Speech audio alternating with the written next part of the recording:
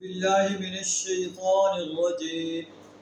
بسم الله الرحمن الرحيم. قل إنما أعظكم بواحدة أن تقوموا لله مثنى وفرادا ثم تتفكروا ما بصاحبكم من جنة إن هو إلا نذير لكم بين يدي عذاب شديد.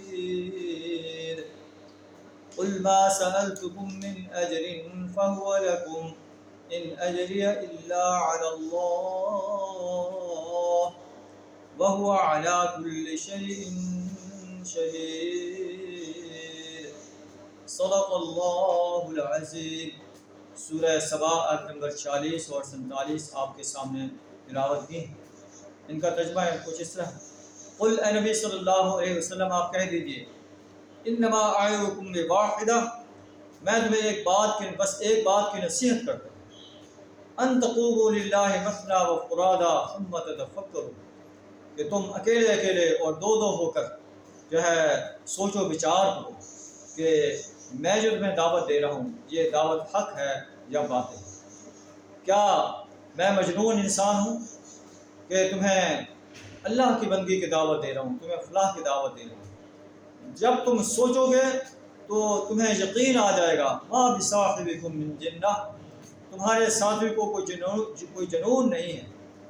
ان هو الا نذیر لکم بین یدی عذاب شدید، یہ تو تمہیں عذاب شدید سے خبردار کر رہا ہے. اگر اس کی دعوت کو قبول نہیں کرو گے تو عذاب شدید کا تمہیں سامنا کرنا پڑے گا. آپ کہہ دیجیے ما سألتکم من اجر فهو لکم، اگر میں نے کوئی تم سے اجر مانگا ہے تو وہ تمہارے لیے، تم ہی کو مبارک. میرا اجر تو الا علی اللہ، اللہ کے ذمہ ہے. وہو علی کل شیء شہید، اور وہ ہر چیز پر گواہ ہے. قل اے نبی صلی اللہ علیہ وسلم ان ربی یقذف بالحق علام الغیوب، میرا رب تو حق کو باطل پر دے مارتا ہے، میرا رب مجھ پر حق القاء کرتا ہے، وہ علام الغیوب ہے، تمام غیبوں کو جاننے والا ہے. قل کہہ دیجئے جاء الحق وما یبدل الباطل وما یعید، حق آ گیا ہے اور باطل کے کیے کچھ نہیں ہو سکتا. پھر کہہ دیجئے ان ضللت فانما اضل علی نفسی، اگر میں گمراہ ہو گیا ہوں تو میری گمراہی کا وبال مجھ پر ہے. تم جو کہتے ہو یہ گمراہ ہے، مجنون ہے، اپنے آباء و اجداد کے دین کو چھوڑ دیا ہے، اگر میں گمراہ ہو گیا ہوں میری گمراہی کا وبال مجھ پر ہوگا.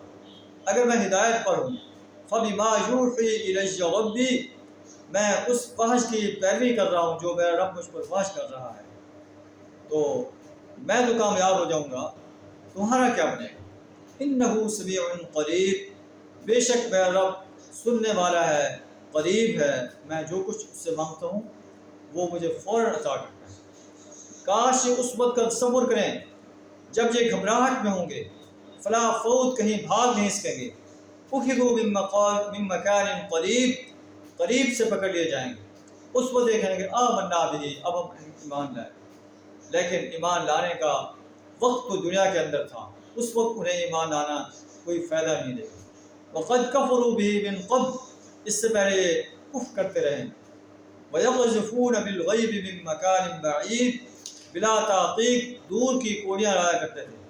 وَحِيلَ بَيْنَهُمْ وَبَيْنَ مَا يَشْتَهُونَ كَمَا فُعِلَ بِأَشْيَاعِهِم مِّن قَبْلُ، اس وقت یہ جس چیز کی تمنا کر رہے ہوں گے اس سے محروم کر دیے جائیں گے، جس طرح ان کے پیش رو ہم مشرب محروم ہو چکے ہیں. انہم کانوا فی شک مریب، یہ لوگ بڑے گمراہ تھے، شک میں پڑے ہوئے تھے.